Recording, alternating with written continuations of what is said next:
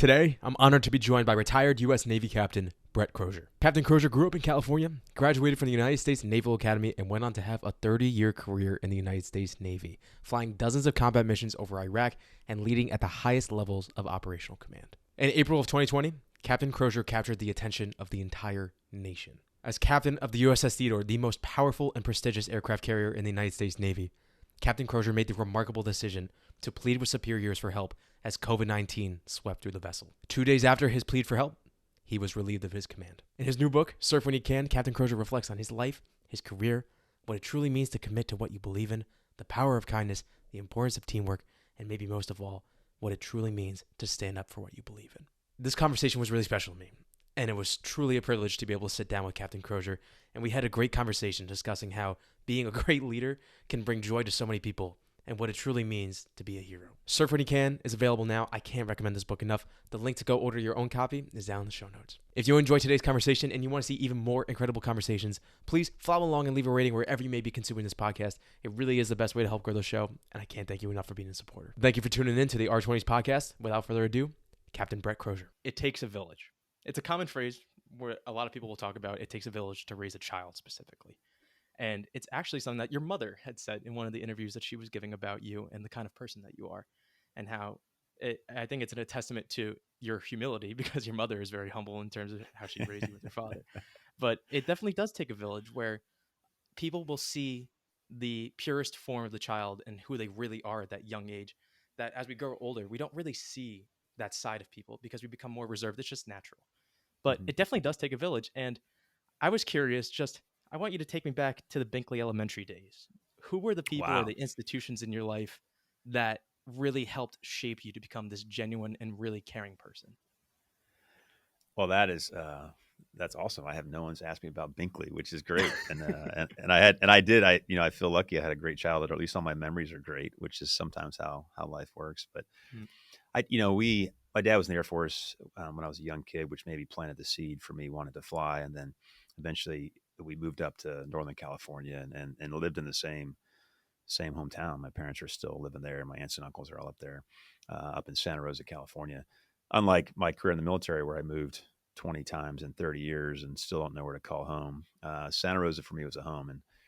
And for many reasons, I think there's just in a community like that, where you have strong parents and you're involved in sports and you're involved in school, it feels like a small town. It feels like I could ride my bike, carrying my whatever instrument I was playing that year, and you could go miles across town to get to Binkley in this case for school. Yeah. And I never had a care in the world, and my parents didn't, had never had a care, which I think is unfortunate, because I think in today's era we probably are more concerned with that. We're more insular as a society, but back then it was just open and free, and I just felt like it's just a big community, and I knew that I had help at school. I had great teachers. I remember learning how to program my first Commodore 286, which was a big deal, and all you really did was teach it how to add 1 + 1, but that was a huge milestone back in the day. I remember reading a lot. I remember I had a teacher that really thought it was important to read, and I remember reading actually Where the Red Fern Grows. For some reason that stands out. Which is a book that was, and it's still a sad book when I think about it, but I've always loved dogs, so I won't spoil it, but if you haven't read it, it's worth reading. But it was a community, and it really was. And so whether it was something at school, whether it was, on the weekends, we always had baseball or practice after school, I felt really lucky because it just felt like a very safe environment. And I don't know that it was. I mean, that's the reality. I don't know if it was any more safe then than it is now, but that's kind of how we approached it. We assumed the best in people. And that's how I was raised, at least. You assume the best in your neighbors, your friends, your teachers, and never really thought that there was anybody else that wasn't going to do what was right by you. I was a paper boy back then, so I used to every morning get up and go deliver papers. And then back then you'd then go to the house, every single house once a month, to collect cash, for the paper subscription and collect the cash. So here I was 12, riding my bike with, couple $100 in my pockets, of change and cash, and just never worried about it. And I think some things have changed, because I think now even, I've been lucky enough to live on bases. So as we raised our kids, either we're on a base or we're in a small kind of community town. But there was something about that. And it was something then collectively feeling like that everybody wanted you to succeed. Even if they didn't know you, they were going to look out for you and try to help you, whether that's at school, whether that's in sports, whether that's, you know, being a paper boy Yeah. and mistakenly throwing the paper on the roof of the house, and I had to go nicely knock on the door and apologize. But I never felt like, yeah, I didn't, I didn't. No one seemed angry. Everyone seemed happy and pleasant. But I also, I think it's also how you look at life and how you approach life. And I learned that from my parents of, just assume the best in people, give them the Yeah. benefit of the doubt until they prove otherwise. And I think some days, maybe today, sometimes it's the other way. We're always assuming the worst, and when you do, it's unfortunate because it's just a tough way to go through life. So I tried to teach that to my kids. I tried to lead that way in the military. I try to live that way where I assume everybody is doing okay, and they want the best for you. Even when someone cuts you off in traffic, and there's plenty of traffic in San Diego, it's really easy to get angry. But then sometimes I go, maybe they just need to be, they're running behind and they're late or whatever, and I try to do my best. Not always. I'm not always as patient as I should be when I'm driving. So, anyways, that's a long answer to your question. I just think that that's how I look back on my time growing up in it wasn't a tiny town. It was 100,000 people, a little bit bigger Yeah. today, but feeling like everybody was wanted you to succeed, Yeah. whether they knew you or not. And maybe that's how you approach life, or maybe that's what it was, or maybe it's a combination of both. But I think that's what I wish for my kids now. And when I see kids in the neighborhood now, you want the best for them. You see your neighbors, you want everybody to succeed, Yeah. and and it's not. I don't. I think in life it's easy to get in this whole zero sum game mentality where that I win, you lose, therefore, I'm going to do my best to beat you. Well, I mean, that's a tough way to live life. How about we both succeed? How about your success enables my success and vice versa? Um, Yeah. and so maybe we should approach it a little bit differently. And that's how I felt in that town. It was not a zero sum game. It was like everybody wanted everybody to do well. Yeah. I love the long answer, by the way. It gives me Yeah. such joy. Just hearing you talk about something that you're so passionate about, that means a lot to you. And I can't thank you enough for just going into detail. It means a lot. When it comes to everything that you said, I couldn't agree more. My parents raised me the same way, where it's always about looking out for everyone around you, trying to be this selfless version of yourself as opposed to being selfish. And I completely think you're correct again, where you say that nowadays it kind of has become the opposite, where everyone has this mentality where it can be every person for themselves. Everybody's looking out for themselves, which I think, of course, we all have to in some regard. Hmm. But I think maybe we've turned it up a little bit too much, where we're not as connected with the community as we once used to be. And we don't want to return to where we used to be. We're very siloed off nowadays. And I think it's rather unfortunate. But I think when you see examples like yourself, it's so beneficial, especially when you find yourself in a leadership position like you were in. A lot of the people who are going to be listening to this podcast are around the same age that you were when you first got your wings as a combat helicopter Hmm. pilot. So, like mid 20s. And this time in the world, it's very difficult for us to navigate where we want to go and what type of person that we want to be. There's a lot of people who want to leave this immense legacy on the world. They want to do these big, incredible, bold things, which I think is very noble. But I Hmm. think what we miss is that in order to make a significant impact on the world on a global scale, you have to start by making the impact on somebody's world, and you have to build up from Yeah. there. And you have a great quote from the book that I wanted to highlight for this, where you said, your true impact in this world is not solely defined by your own capabilities, but by the relationships you have with other people. And when I read that, I was like, bingo, that's it. That's how you would sum up in one sentence. And you've come to that conclusion while you're in your mid 20s.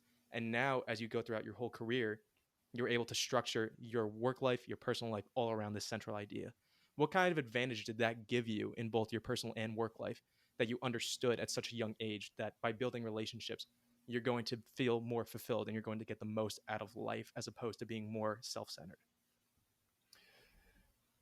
Yeah, and I think that's what's unique in the military, at least at a young age, the crucible of not just leadership but teamwork and camaraderie. Mm-hmm. I like you said, I was lucky enough as a young kid. I wanted to fly airplanes in the military, and I found myself in the 20s doing that. Yeah. And not everybody, finds themselves doing what they thought they wanted to do when they were, 6 or 7, when they're in their 20s. So it was a unique opportunity for me to appreciate the fact that I'd gotten to what my goal had been. Um, but I also, I guess I learned, and maybe that again comes from my parents, but I learned that, you know, I, there is no, I mean, you can go watch Maverick and Top Gun, and it seems like it's all one person doing one thing. And there's some great things in the movie, and I still like the movie. Yeah. But the reality is, you can't accomplish anything by yourself. I mean, I used to ask sailors on my ship. We do like what we call the onboarding or in dock. We bring them in. And I get to talk to all the sailors, and I always say, I said, give me one example of somebody in life that was successful by themselves.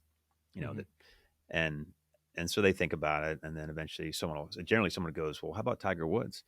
I'm like, well, Tiger Woods is a great golfer, and I love watching Tiger play golf. But I said, do you understand how many people he has on his team? I mean, from putting coaches and driving coaches and therapists, and I said he's got a huge team, and they're all part of that. I said you probably can't find it. There's no one in life that you can find, even if they're successful and they're in media or whatever. They all have a team, and so in the military, when I finally got to the point where I was flying helicopters, which is what I'd wanted to do, and fly in the Navy, it just I guess it just dawned on me that the only reason I was doing that is because I had 20 people that were taking care of that helicopter, you know, Yeah. young men and women from all over the world who maybe they didn't want to be a pilot, or maybe they just didn't know what they wanted to do in life, but there they were working hard every day so I could do what I wanted to do, which is fly. Um, and so you realize you're really just part of a team. I mean, the fact that I had the controls and I was flying a helicopter, or later on in my life I was flying fighters, or later on when I was in charge of aircraft carrier, you're only doing that successfully because you have this team. Yeah. So I guess I learned that, you know, what I liked about the military was that teamwork. If you understood that, you understood then, your success was based on the success of the folks that worked with you. I mean, if I wanted to successfully fly a helicopter in a kind of mission, I hope that all those young men and women that were taking care of the helicopter were doing their part. And I needed to make sure they had the time and the resources to do just that. And then make sure they had the time to, go home with their families on the weekends. And so you realize you're just part of a bigger village, right? You're just go back to our village analogy. Even in the military, you're just part of this group. And I might be lucky enough to be at the controls of a fighter launching off the aircraft carrier, Yeah. but man, in a carrier, there's 5,000 people behind you that are making that work. From sailors down below running the reactors to people driving the ship to people worried about the fuel. And so you just have to, I think, sometimes step back and realize that anyone successful has probably gotten there because they've had a good team. And if you want to be successful, however you define success, you need to start by being part of that team, being a teammate, and if you find yourself lucky to be a leader, then you better be taking care of that team so they can do the best they can. But and so I remember just again being that young officer and just talking with folks from all over the country. There's actually people from foreign nations that serve in the Navy that are working on their citizenship. And so Yeah. I found that fascinating too. Having spent most of my life in Northern California, now I'm talking to people that grew up all over the country or Yeah. across the world in some cases, and I found that just fun to talk to them and learn from them, much as they probably wanted to talk to me and much they wanted to know how I got to where I was. But um, Yeah. I enjoy that, much like it's like reading a book. You're learning about people, you're helping to build that team. And I guess that was kind of maybe the military reinforced what I learned on the ball fields as a kid. You can be the best hitter in the world, but if you don't have a team behind you, you're not going to make it to the playoffs, right? So Yeah. that all those same analogies work. And then the military is another great way to kind of demonstrate the importance of teamwork and the collective success required to do what you Yeah. want to do. Yeah, that's certainly true for the Mets right now. I have to roast the Mets anytime that I can. I'm a huge Yankees fan, but it's All very right. true. Yeah. Where it's one of your central points in the book too is their strength in numbers, and once you accept that ideal, you'd be shocked at what you're able to achieve. And Yeah. the idea of a self-made man, self-made woman, I don't believe in it myself. Where Yeah. everybody has to have some form of support from the earliest of ages all the way up.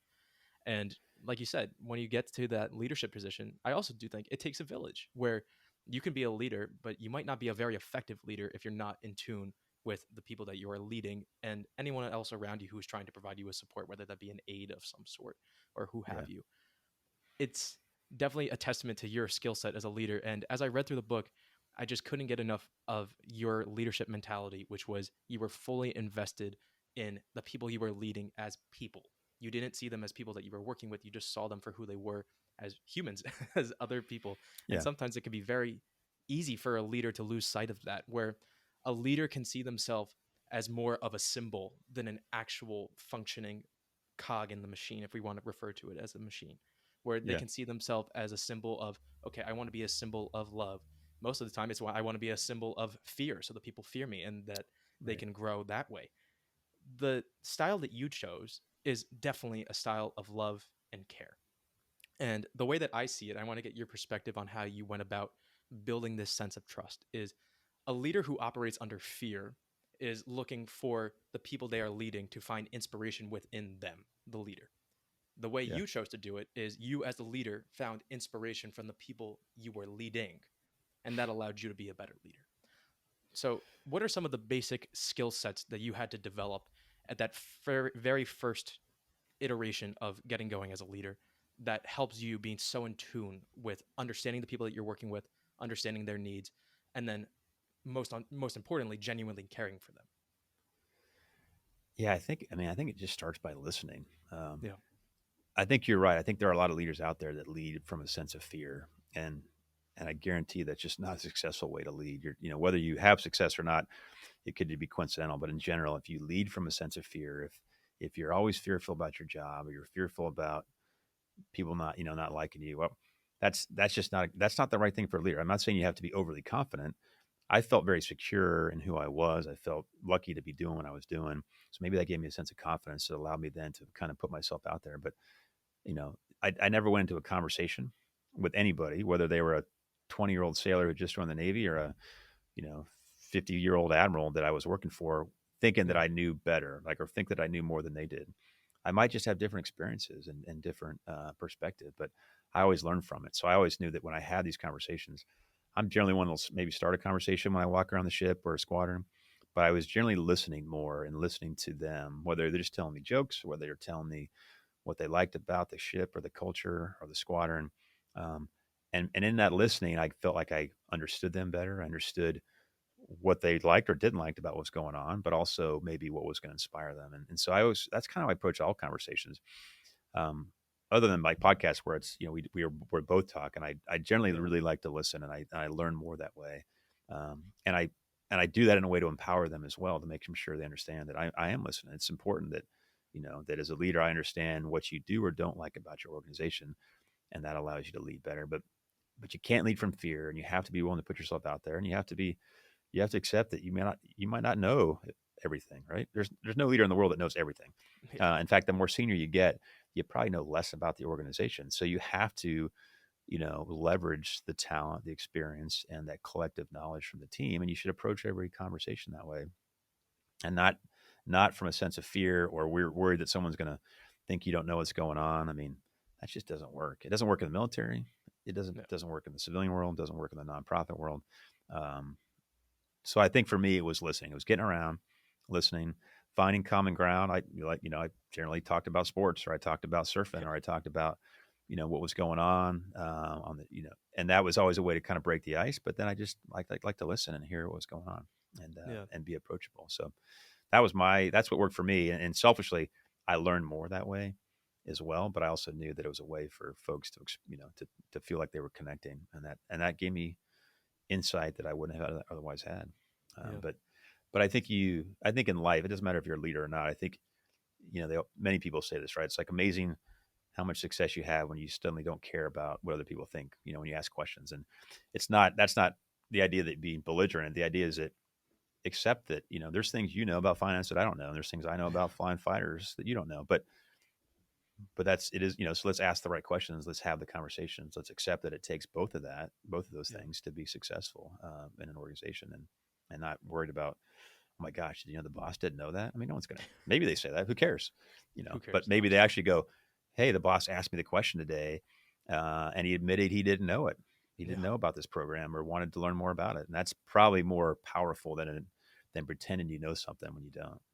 But that takes a People. little bit of Yeah. confidence and Yeah. accepting that you're hanging it out there a little bit. People think that to build a connection, there must be some grand gesture. All it takes is that little, oh, I don't know. Yeah. Can you show me? And you Yeah. build an instant rapport that you would be shocked as someone who has a boss. When my boss does that for me, it's just immediate connection. And I feel Yeah. more confident in myself and I feel more safe in the environment to begin with. And I think people are really dying to tell us who they are. They want to connect with us, but we're Yeah. inherently shy and it can be difficult to approach somebody. And even when you open yourself up to be approachable, I think it's natural that when someone sees your rank and they can be below you, that they still feel uncomfortable when they might be around you and they Sure. still don't feel like they can open up fully. When you were talking with people and you were trying to connect with them, how would you go about reading their body language, or maybe they were giving audio indicators that maybe they didn't feel fully comfortable with the situation yet? They were like, oh, is this underratedly a test of some sort? Like, is the is something Yeah. trying to be pried out of me right now? How would you go about trying to make people feel completely comfortable? Was there anything that you would look out for? And I think people can apply this to their own conversations, where if they're trying to talk to somebody, they can make sure somebody's completely trusting them, making sure that they feel comfortable in the conversation, and they can build an honest, genuine relationship like that. Yeah, I think yeah, that's important. I think you have to ask the right questions. Mm-hmm. I would always try to be at their level. I mean, it's in the military, right? You have rank, you have structure, you get the bigger office, the bigger room, and generally, like in the military, literally when you walk into a room, by default, if you're the captain, they always say, attention on deck, and they make everyone stand up. And so I did all my the best I could to sneak in a room and tell people to sit down. And Yeah. so it's inherent in that, and that's probably true even in the corporate world. You get special restroom, you get a front place parking, you get the big office. So there's already these barriers in place. So as a leader, you have to understand those barriers are there, whether you like it or not, and you have to go out of your way to I guess remove them if you really want to get honest feedback. So I would do my best to remove myself from the fancy office, or remove myself from positions that already that I had that kind of natural authority. I like to go to the workspaces where my sailors worked, or my that where they were working on airplanes or the ship. And so I was on their level, and I like to say, "Hey, what are you doing?" I don't, and I'd say, and I'd have to say, "I have no idea what you're doing. That looks really cool. Can you explain it to me?" Kind of like the Yeah. Mike Rowe, let me just teach me something. And Yeah. I enjoy that because I like learning. I learned how to weld. I learned how to work on valves, things that that I always wanted to do, and I was able to let sailors teach me. But you really have to go to your way to say, "Hey, I have no idea what you're doing," or "I don't. Can you tell me how you do that?" And I think you have to convince them that you're not asking because you're questioning them. Because you're right, people are going to be, oh, here's the captain. He's quizzing me, and you'd have to say, hey, I don't know what you're doing, and I think you have to look them in the eye. And you, as a leader, better have the body language too, which means you better smile, and you better like make sure they understand that that you really are just there to kind of have a conversation. Yeah. Um, if you walk in and your arms are crossed and you're stern and hey, show me what you're doing, they're probably going to think you're there to quiz them. And I did all I could to kind of to downplay that a little bit.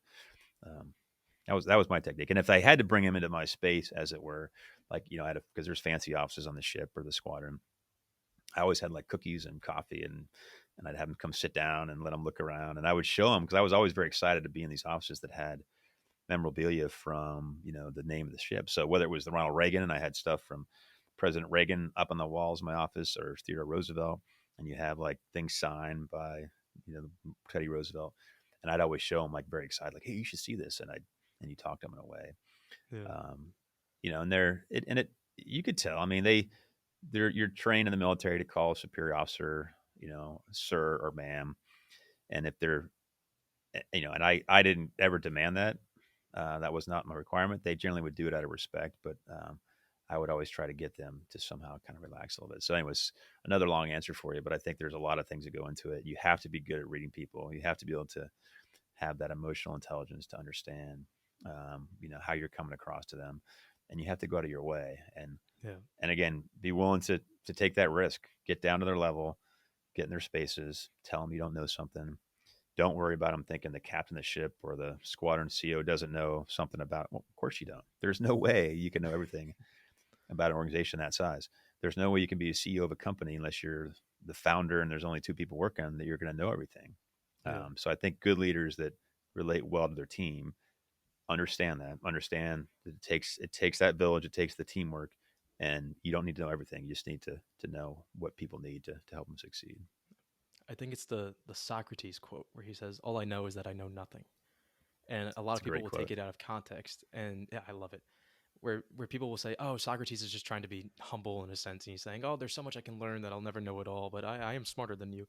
Where I think there's another interpretation that you can have, where what he's trying to say is, even if he thinks that he knows something, there's always going to be a new perspective on that one topic that he can learn from interacting with somebody new.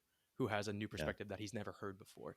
And I love that idea Yeah. because to me, that's how staying inquisitive is refreshing and it's exciting is that you get to talk to someone, you learn their story, and you get to see how they view a topic in the world in a completely different lens than you ever thought about.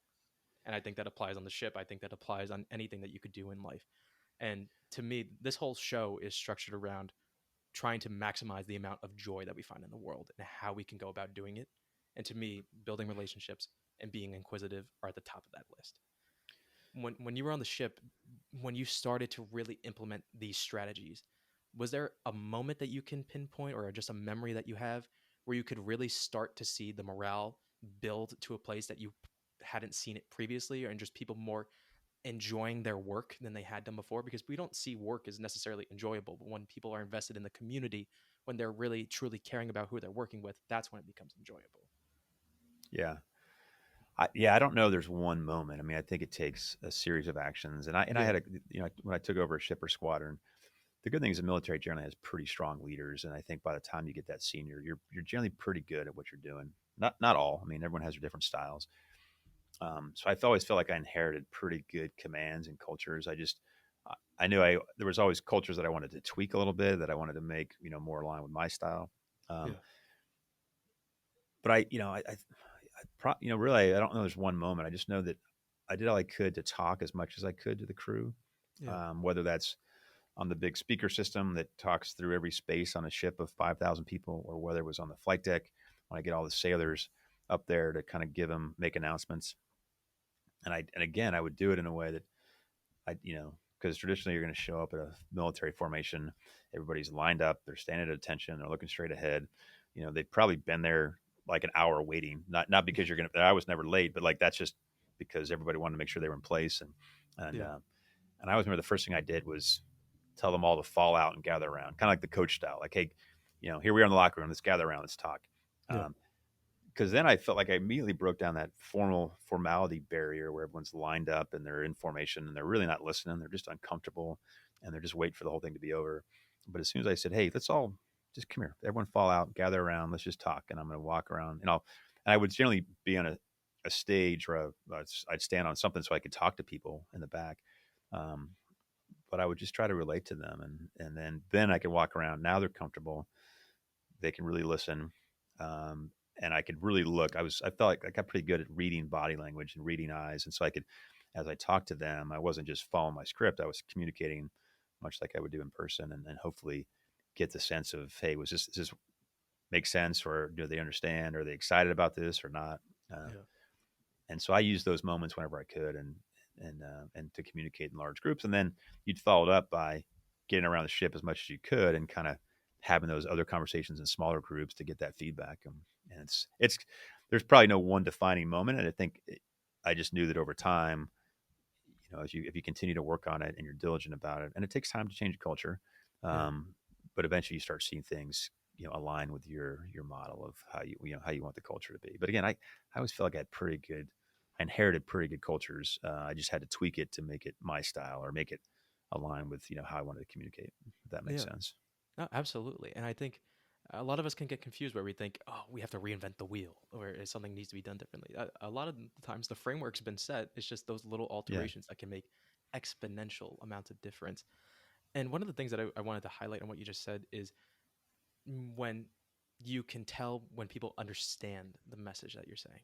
Because I think a lot of the times leaders will certainly tell the people, hey, we're going to do Right. this today, and then they'll go on their merry way and they won't actually stay to make sure people understand, okay, here's why we're going to do this today and here's why it's more important than task W that we're going to do at a later Yeah. date. That step gets overlooked a lot of the times, and I think that's one of the defining characteristics in any organization between success and failure. When Yeah. you yeah, go ahead. Yeah. Keep going. I'm just you're on to something I want to talk about, because I think it's really important. But keep going. Sorry. Yeah, I wanted to relate it to the focus on the closest alligator point that you make in the book, Yeah. where prioritization is so key. But in order to prioritize, I feel like we need to understand why we're making this priority number one. So the question is going to be, how do you help people understand this is the way that I'm currently seeing it? I want your feedback on why I'm seeing it this way, And if you want to make any alterations, but I want to come to a common ground of understanding why this is going to be the main task for today. Yeah, I think you hit some very important points there. I think as a leader, you have to communicate, and it's just not a one and done, right? You can't just say as a leader, hey, here's the new product we're going to pursue, or here's the new market we're going to expand to, or in the military, here's the new objective.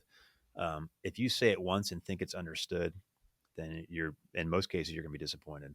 I see that now in the nonprofit world. I see this in corporate worlds where the CEO says something and expects everybody to understand it and just start doing it, Yeah.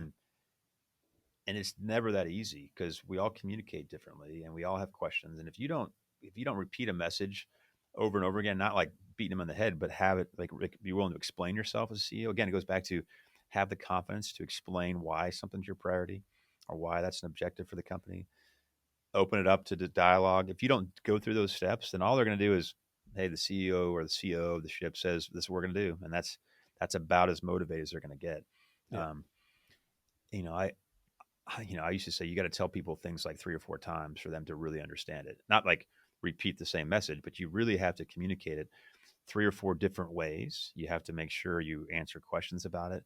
And if you do that, if you invest that time as a leader, which it's an investment of time, the odds are now your true objective, your true priorities, your true understanding of what that closest alligator is will be understood by the larger group. And the key is over, if you do it right and you explain it so they understand it and they understand why it's a priority and why it's important, now you can kind of step back and they're going to be able to tackle that alligator using that analogy or whatever the objective is.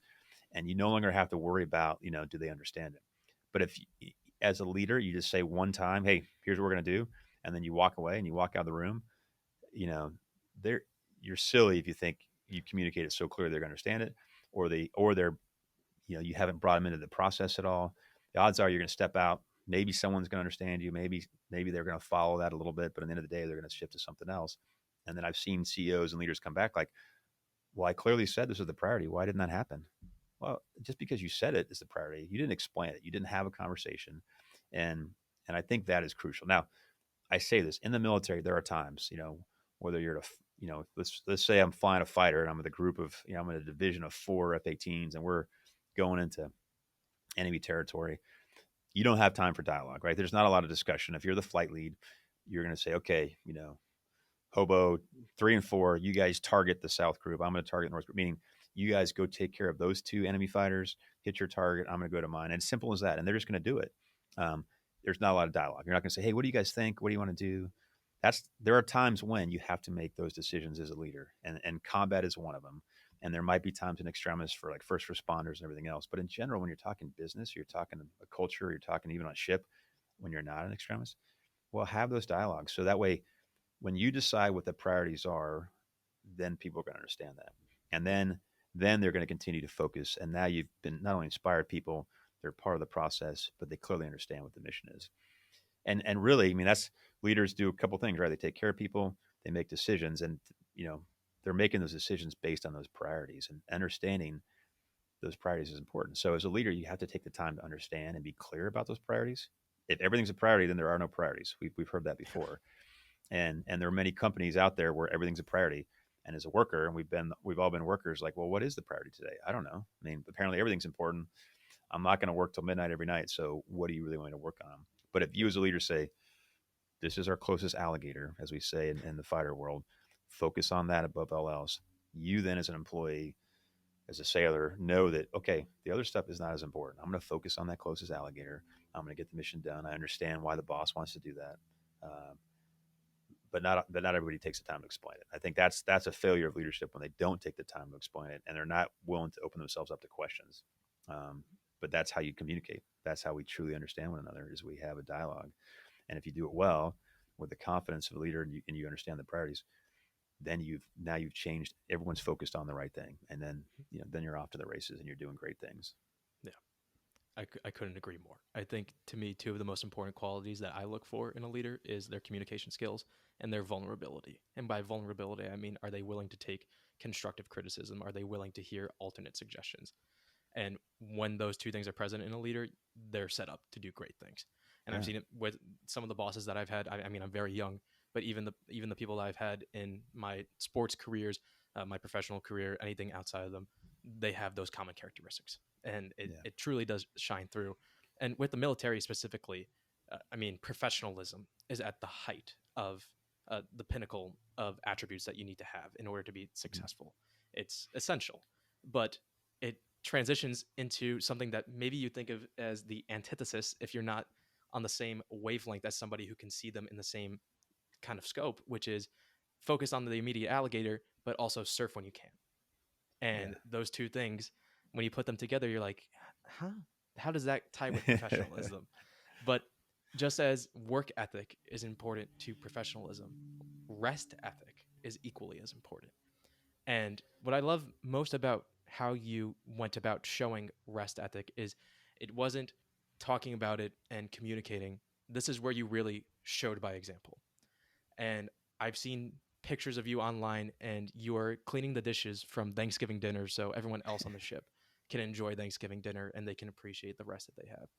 You set the example and you set off 90 minutes on your calendar so that you could have time to decompress, you could exercise, you could do what you needed to do. When people needed to go to their families' graduations, you didn't say, absolutely not, our ship won't be able to function. You said, okay, you need to go. Who else needs to go? And then people said, huh? What do you mean everyone else gets to go? Because they're not Yeah. used to somebody genuinely caring about their personal lives, their families, what they need to do in order to be a more holistic person. We can't be robots all day just going around working. We can't be Right. working till midnight all the time. We need to have that balance in our life.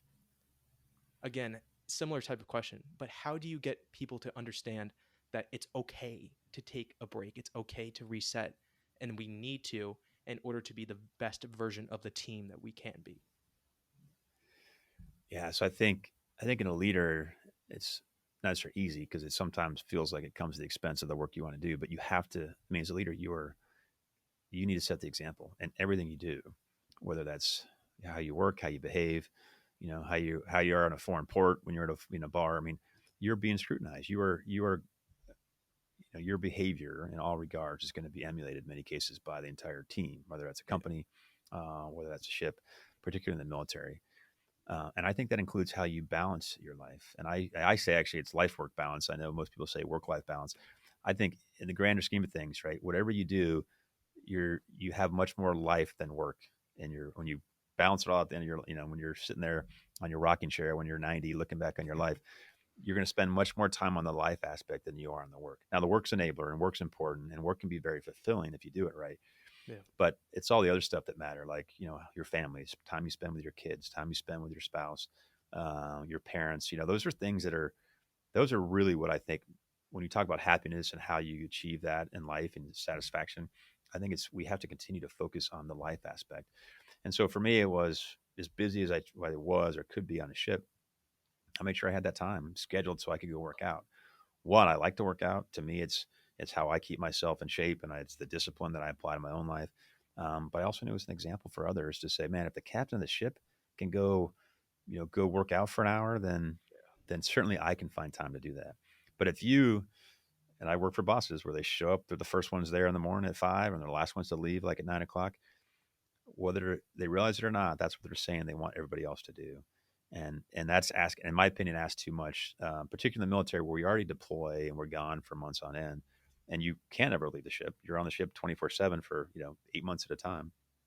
Well, then why would you come into work early when you're not at sea and you're not deployed when you want them to spend time with their family? So, if the military for me was pretty easy because I always knew that we're going to ask these folks, these young sailors or old sailors, to go on deployments and be gone from their family for months on end, right? Yeah. So I was like, God, when we're not doing that, well, take all the time you can with your family because that's money in the bank. That's important investment to your life side of the equation. Um, and I also think too, as a leader, I mean, talking about just from a leader perspective, you you're getting paid again to make decisions, to take care of people, and you need time to think to do that. And whether that's yoga mat or whether that's reading a book, for me, surfing's a good analogy. I like to get out there on the water and be in the lineup and just staring at the waves, and hopefully it's a couple good sets coming in. Well, when you're out there, you can't have a cell phone. You're not worried about emails. You're not worried about calls. And I found those are the moments where I could really think too. So not only is it a life work balance in terms of family and longevity, but it's also important as a leader to have time to think. And Yeah. it's so easy in today's society just come into work, log on the computer, especially now when we do everything via Teams or Zoom, and then maybe take a lunch break or eat your desk. Next thing you know, it's 6 o'clock at night, and you've just been merely a data processor, right? And I always say, as a leader, particularly, you are there to make big decisions. You're there to help people prioritize on the right alligators. You're there to walk around the ship and get to know the culture, Yeah. and you're also there to make those big strategic decisions. And I always needed time, not just out of work, but I mean, I wanted to maximize the time when I was not at work to think. And so there's a lot goes into life work balance, and don't get me wrong, in the military, when you're gone for 8 months on end, there's sometimes it's all work and little life is what they'll tell you. But and there's people that are have a startup company, and yeah, there's gonna be those moments where work is going to be the heavier part of that. But I Yeah. think in general, at the end of the day, what makes us happy, which makes us more successful, then is how much time you spend on the family, yourself personally, your physical well-being, and stuff away from work, and that helps you balance. And that I guarantee it makes you better at work when the time Yeah. comes. I couldn't agree more on that point. It certainly fuels me just doing this, even just getting to interact with people like that. I Yeah, feel more energized and ready to go when it's time to go into the workday. Just because I feel more confident in myself. Because I know that there's a reason for why I'm doing what I'm doing. And I've never even thought about saying life work balance before. I always say like, oh, don't live to work, work to live. But it's the same kind of idea, and I really like that. I'm gonna steal that from yeah, you. you can take it. You can take Thank it. you. And it ties into something that I wanted to talk about, which is sacrifice. And in the military, especially, it's the ultimate sacrifice is at play sometimes. And there's a really intense scene in the book where you're talking about there's a situation going on, and you don't know if this is about to be a life and death situation. You're in the heat of the moment, and you don't have the time to really think about it. But there's something that you wrote down, and you said, at that moment, I was really glad that I went through the standard procedure and I wrote my goodbye notes to my wife and my Yeah. children. And when I read that, I had to take a pause for a second. I was like, if that's standard procedure and that's something that you have to do repeatedly, that would certainly take a psychological toll on me where I would have to think about it constantly. Like, this could be the last time that I'm writing this note, and this note could actually go Yeah. out today. When you're in that position, how do you go about comprehending and carrying that weight on your shoulders so that you're staying composed when you know that this could be the price that you're about to pay and someone else on your team could be about to pay that price? But you have to stay focused on the mission, you have to stay true to your team, and you have to keep a clear mind. How do you keep that clear mind when that level of sacrifice is at play? No, it's great question, Tom. One, because people have seen the movies, right? And it's not uncommon that before you go into combat, you're told, hey, make sure you write your letters. Probably more relevant back in the day when we didn't have emails and stuff like that. Yeah. And so maybe it's not done. I just remember I had a squadron CO who said, hey, you guys should think about writing letters. So the idea being, make sure you had a chance to connect with your family one last time, and write letters to your wife and kids. I actually still have those letters. I haven't opened them. I wrote them many years ago before that first mission, and you didn't even think about it. I actually have them in like one of my drawers, but unopened. So I should probably open them up one of these days and see what I wrote 20 years ago Oh my, before I went yeah. into combat and see. But one of the things we learn in aviation, particularly, is how to compartmentalize, and meaning that you know when the time comes, when I close the canopy, as it were, and I'm in the jet, getting ready to launch off, it's so ingrained in you from the start through training and repetitive training and everything you do. And you're taught this whole concept of compartmentalization that you're really able to block out other things more than it's probably healthy at times, as my wife will tell me, because I'll forget about things and I'll blame it on I was compartmentalized. But you are able to do, you're able to really, writing the letters is one way to make sure that you're not worried about, well, hey, in those tense situations, did I tell my wife and kids things, or did I say goodbye? So when you take sometimes those steps, when you invest time in the family, as it were, you're able then to compartmentalize and focus on the mission at hand. Because when you're in a combat scenario, I mean, you want your attention on one thing and one thing only. That is successfully, fighting your jet, defending your wingman, taking, whatever the case may be, taking out the target. And you do not want to be distracted by, man, did I leave the stove on back home, or did I, was I in a fight with my wife, Yeah. on the last phone call, kind of thing. So I think it does, to your point, those kind of actions, whether it's writing a letter or whether it's the idea, let's just say it's take it to today. Did you leave home and you were fighting with your spouse, and for all you know, you're going to get in a car wreck going to work, right?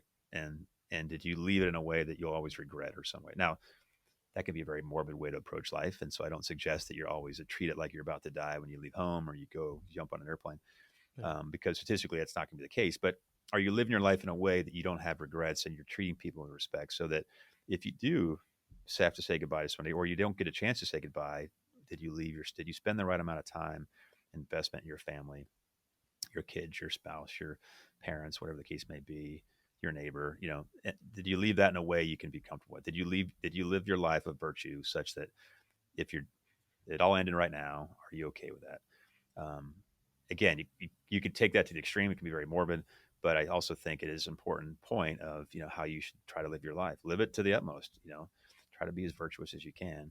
And then you don't have regrets. And in the military, back to your point, it helps you compartmentalize. If you take those actions and you do what you can to say goodbye, as we say, and write those farewell letters, um, then I could focus on the mission at hand, and where I needed 110% of my concentration and not be distracted by it. So that's kind of what we do in the military, and that's kind of what you see in the movies. People write the letters, or and they put their or it's the letters and the dog tags that get sent off to Yeah. somebody's spouse. Certainly more dramatic in the movies, but that was something we did do, and I think that's kind of why we did it. And I think today's era for those not in the military just means, are you leaving things in a way you want? If you had to leave today, as it were, have you spent the time with the people you love to make sure they will, that you will have no regrets, and or that you're not going to wish you had ended things differently or said goodbye differently. Yeah. Um, you know, I think it's very powerful. I don't think we tell each other that we love each other enough. Never. I don't think you yeah, really ever can. Um, but just hearing your perspective on it, it's really touching and it's really powerful. And I'm sure there are some people who would be even skeptical of even venturing down that road to begin with. They would say, why would you want to make that sacrifice? Why would you be willing to sacrifice yourself for other people? It's kind of back to the idea where people don't see the best in other people, where they yeah, might say something like, oh, they want to do that for you. Why would you do that for them? And especially paying the ultimate price. And even on a civilian scale, people who sacrifice their own personal self ego or whatever. Maybe they give up some title that they have for the benefit of other people. They give up something that they have just to benefit other people, so they can have food, shelter, any form of yeah. charity donation. But in the military, especially, that ultimate sacrifice is on the table. Why? Is my question. Why? If someone was a skeptic, why would you make that sacrifice? Why are people worth sacrificing for? Um, yeah. I mean, I guess it kind of goes back to what we started with. If you feel like you're part of a team, whether that team is your family, your Yeah, hometown, your squadron, or maybe the nation, maybe something bigger that's a way of life that you think is important. Um, then I think you're willing to take the steps necessary, that take those risks necessary, and you're trained well to do it. Um, I mean, I knew my strength was that I was a good pilot, right? I had that inherent ability. I could do it well. I was trained well, and so I knew that would put me in situations where I might be called upon to accept risk, my own personal risk, for the betterment of the group. Whether that's my wingman who's a mile off my port or starboard side, or whether it's a ship, or whether it's just people back home. So I knew that was a capability I've been given, I've been trained to do, and I knew mm, then therefore it came with sacrifice. But in the end of the day, I knew that I was going to do it because I wanted to help somebody out. And maybe it's fundamentally, philosophically, it's because I assumed everybody would do the same thing for me. If given the opportunity, if you assume the best in everybody, Tom, if you were been trained as a fighter pilot and you were out there and I was your wingman, I guess I'm going to assume, I don't know you that well, but I feel like I know you well enough to know that you'd probably do the same thing for me.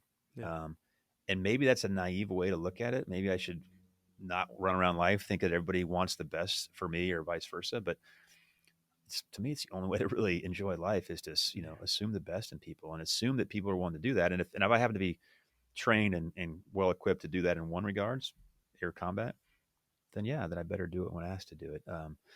and maybe in the end of the day, when the bullets are really flying, I'm really just fighting to defend my wingman, right? I'm really just fighting to defend the ship, and I've Yeah. probably forgotten all about mom and apple pie, as they say.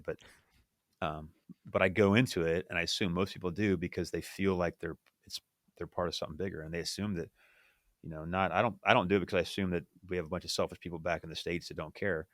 Yeah. I guess I'm assuming the best in people. I assume that people might have difference of opinions, they might disagree, they might at times act selfishly, but I'm just still a big believer that people do want to do what's right by other people, and and they will, if called upon, they would sacrifice. And we see it all the time. We see people step Yeah. up all the time in public. We see people that put their lives on the line as first responders.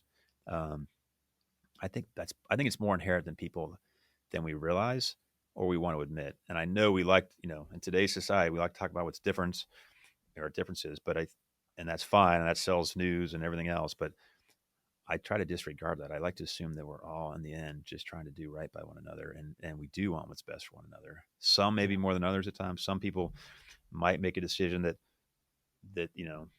they're taking care of their family. Maybe they're going to go steal something because they're trying to just take care of their family.